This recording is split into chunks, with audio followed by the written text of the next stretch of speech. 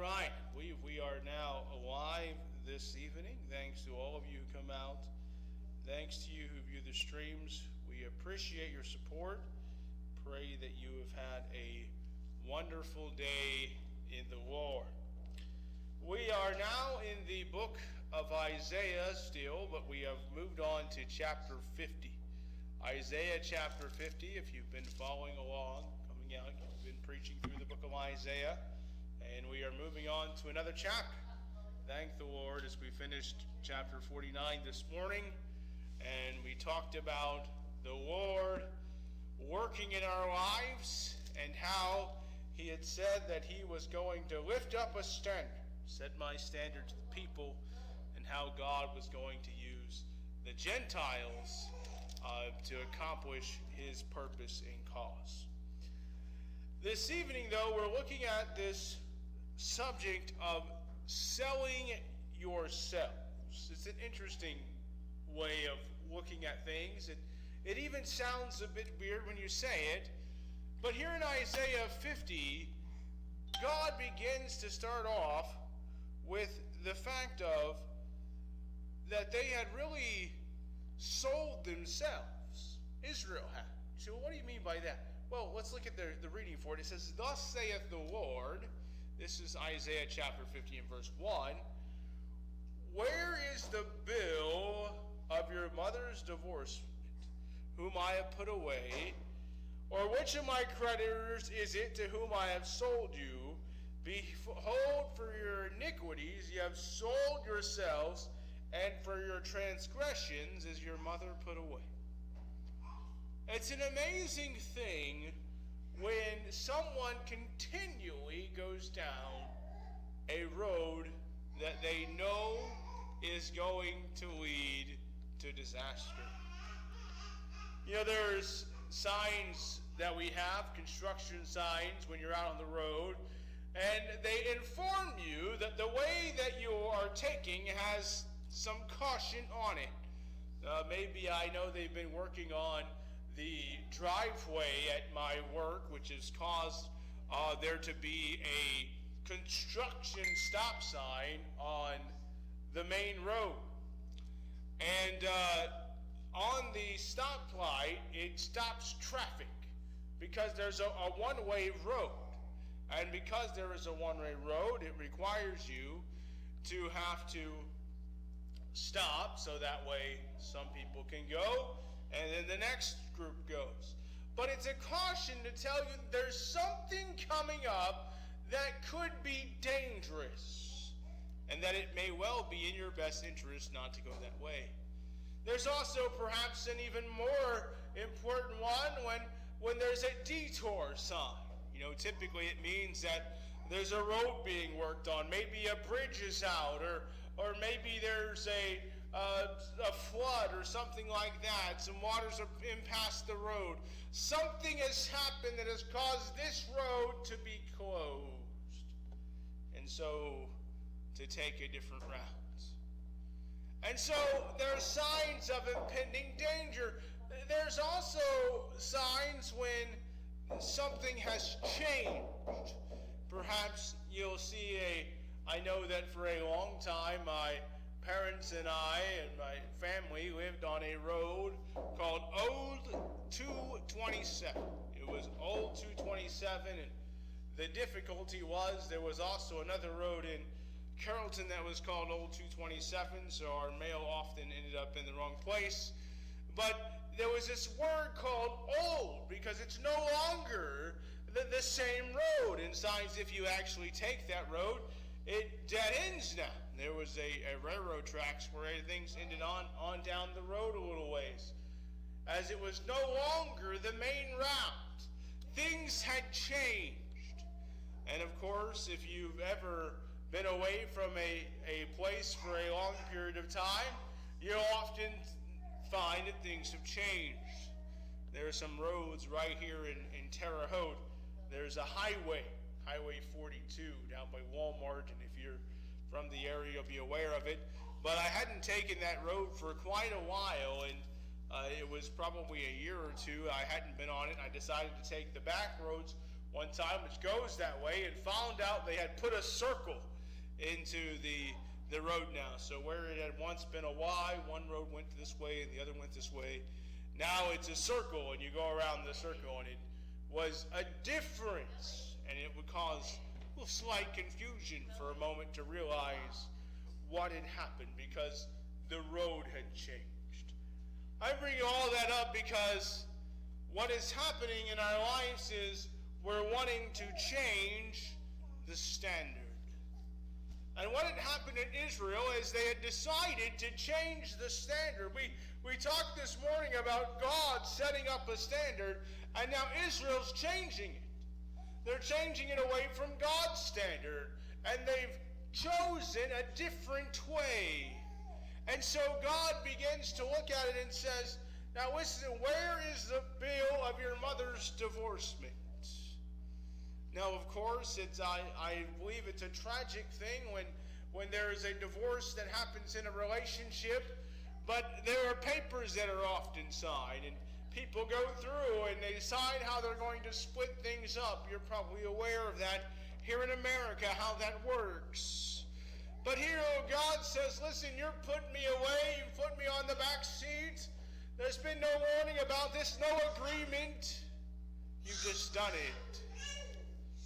Probably one of the tragic things that happens in a relationship is when one of the parties chooses to go out and be with another person and to violate the agreement that they've made, the covenant that they've made to be together and to love each other. And then there's often a dispute about the situation. There's anger because one of them feels betrayed. And so God says, you've left me. He says, which of whom I have put away, or which of my creditors is it to whom I have sold you? God says, did I not take care of you the time when you were with me? You know, God's in the business of taking care of our lives. He's in the business of taking care of his children. And you know what he wants to do? He wants to do something in our lives. But the reality is that a lot of times we make it very difficult. You know, one of the big struggles that people have in their relationships a lot of times has to do with money. And it's probably like the number one issue. Probably your top two relationship issues are infidelity, where someone is going out and cheating with someone else, and the betrayal that goes along with that. But right along that same lines is this idea of money. Those are probably the two most consequential problems in a marriage. And what happens a lot of times is that, you know, maybe there's too much spending, or maybe the man's not wanting to work, or the woman's not wanting to work, and here we have a problem that happens. There becomes a money issue, and it causes problems in the relationship. We are seeing this happen a lot in today's society. A lot of times, I talked about it this morning, but you know, there's a lot of fathers that are not in their children's lives. You know, even mothers that are not in their children's life. And we talked about this morning about being Grandparents' Day, and how, you know, some families, literally, the grandparents are the ones that are taking care of the children, which is a wonderful thing that they're available, but it's sometimes sad that the mother and father are not involved in the situation. We know we had a family that we were working with in the church where that was the situation. The grandfather had literally adopted his grandchildren to take them up, and while it was a wonderful thing that he was able to do that, to try to help in their lives, it still was a sad thing that their mother and father were not available in their lives. But the reality is that this is happening a lot. But it wasn't the case in this situation with God. God had taken care of them. God was meeting all of their needs. It's amazing when you begin to look at the Israelites' history and their journey. It starts off with the Israelites being in Egypt and the affliction that they were suffering there. And God delivers him, and he comes to Moses and said, I have seen the affliction of my people which is in Egypt. I have heard their groaning and have come down to deliver them. And he says, and now come, I will send thee into Egypt. God says, I'm coming down. I'm going to deliver them. And they get out into the wilderness. God delivers them. And they're on the other side of the Red Sea after God parts the sea and drowns the Egyptian soldiers that are following them. And they come to a water, and it tells us that the river was bitter. It was hard to drink, and God has them cut down a tree, and they put it in the water, and it makes the water sweet. It's an amazing thing.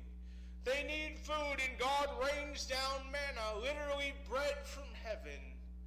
He does it the whole time they're in the wilderness. They've got a cloud that's leading them by day and a fire by night. God is meeting all of their needs. And I want to tell you, God wants to do the same thing this evening. That's his desire for you, is to lead your life and to guide you and to help you. But what happens so many times is that we want to do it our own way. God sets the standard, the way he's leading, and we get off track. And we begin to do our own thing. And God says, what have I done that you've decided to leave? Taking care of you. I loved you. Now look at it. It says, behold, for your iniquities have you sold yourself. This, I think, is probably one of just the most saddest phrases in the entirety of this verse. It says, ye have sold yourselves. I was talking about the warning signs on the road, the construction and the one-way streets and the detours and all of the dangers. Why do you know that there was a problem ahead? But you know what's sad this evening? There's a lot of people that have literally sold themselves. They come to a crossroad where they have to make a decision in their life, and there are a few of them that people make. Just about everyone makes a choice at some point. A young person will generally make a choice about, alcohol and smoking and drugs, and that decision a lot of times is made at a very young age. And while there are cautions and literally surgeon's general warnings, it's kind of like the little road signs, the warnings. Yet people often ignore them, and they sell themselves into the bondage of addiction and these different things. It's amazing how a person can get caught up, and a lot of times we compare it to a web of lies, so to speak. They lie about something, and soon that begins to unravel a little bit, and they have to lie again to kind of get the pieces together again. But pretty soon, a lot of times it begins to unravel, and there's a web that they've caught themselves into. It's a web of lies. And yet what it really is selling themselves into the bondage of a lie. You see, there's bondage that comes with a lie. Because you have to always are trying to cover up what actually happened. There's an interesting thing that happens when there's investigations that are going on in some kind of law enforcement investigation. Like a murder or a theft or something like that.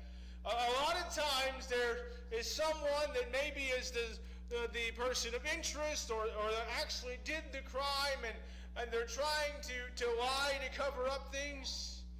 But the story begins to unravel, and they have to come up with more lies to justify what happened. As the whole story begins to unravel, and they're trying to hold it together. Whereas someone that's telling the truth doesn't have to worry about the unravel because they know they're telling the truth. But there's a certain bondage that comes with it. Always hoping that nobody really finds out what really happened, what the truth really is. It's a bondage.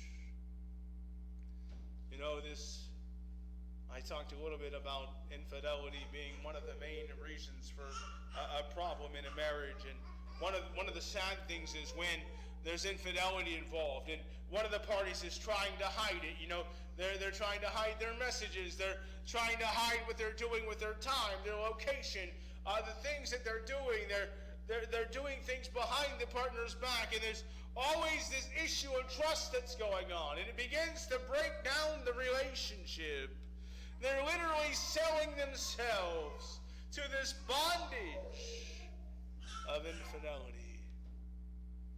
You know, people that get involved into pornography, it's a sad thing. They kind of get chained by it. They're trying to hide it and trying to do it when no one's noticing and trying to hide what's going on, and many times having to lie and do all kinds of things to cover up for what's really happening as they sell themselves to this bondage. It's sad, you know, there have been a lot of high-profile situations over the last few years. You know, you think maybe of Jeffrey Epstein, or the one that was the doctor that was involved with the Olympic teams. You think of all these different things, and sometimes even a smaller level. But you know, some of those things go into child issues and all of these type of things. It's very sad to see these things happen, but a lot of it comes from selling themselves into this bondage of sexual immorality. But the thing is, we avoid the caution signs. We don't like God's standard, because God's standard involves righteousness and holiness, and involves a different way of living. And so God says you're selling yourselves into slavery.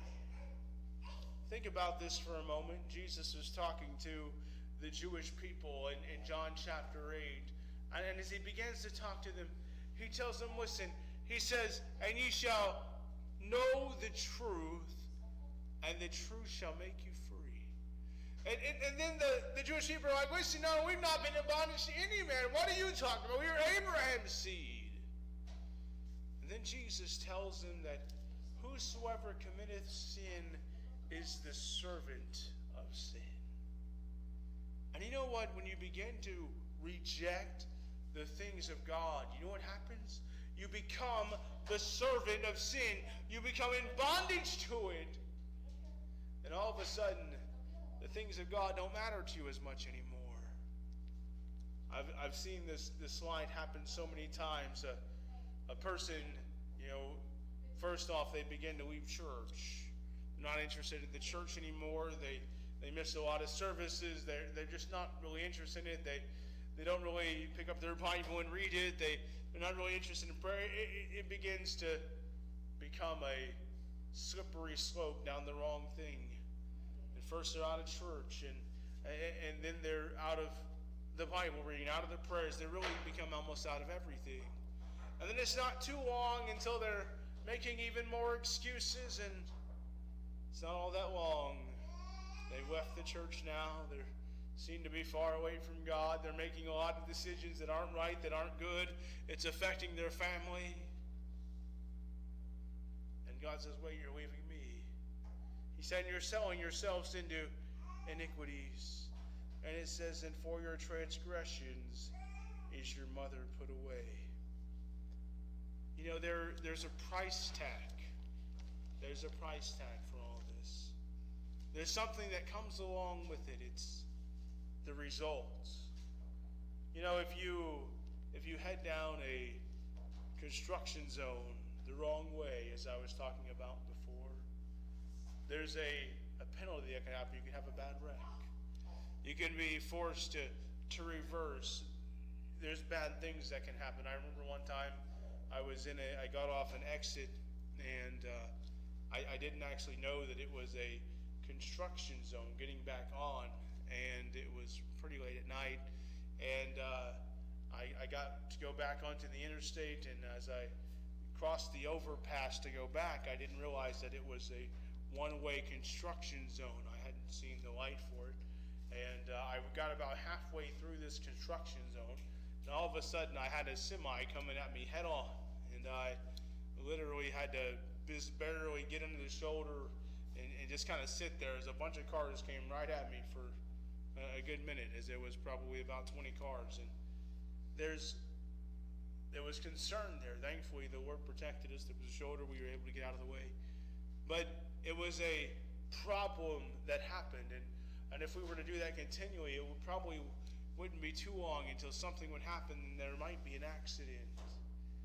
You know, sadly, there have been people that have went through detour signs and found themselves in incredibly bad situations as they ignored the warnings. And there's been problems. But the sad thing is when a person begins to move away from God, they ignore all the warning signs, and the penalties begin to mount up, and all of a sudden they begin to come around. It begins to affect their relationships, begins to affect their finances. It begins to affect their thinking. All of a sudden they're making poor choices. And all of a sudden they find themselves that they've sold themselves. They've sold themselves into sin, and now it's having an effect even on their children. It's having an effect on all of their surroundings, their work, everything about it. They find themselves in bondage. You know what? God didn't want Israel in bondage. He sent Isaiah to give them warning, to let them know, listen, I want you to be my children. I don't want you to be involved in sin. I don't want you to sell yourselves into the bondage of sin. I want you to be free. The question this evening is, have we given ourselves to the Lord? Are we in bondage, or has God set us free? Is God leading your life this evening? I pray that He is. And if not, you can make a decision for it. Thank the Lord. Thanks to all of you who come out. Thanks to you for this evening. We appreciate your support. Pray that you have a wonderful evening in the Lord. Be prayed up, blessed up, and ready to go up. Have a wonderful night.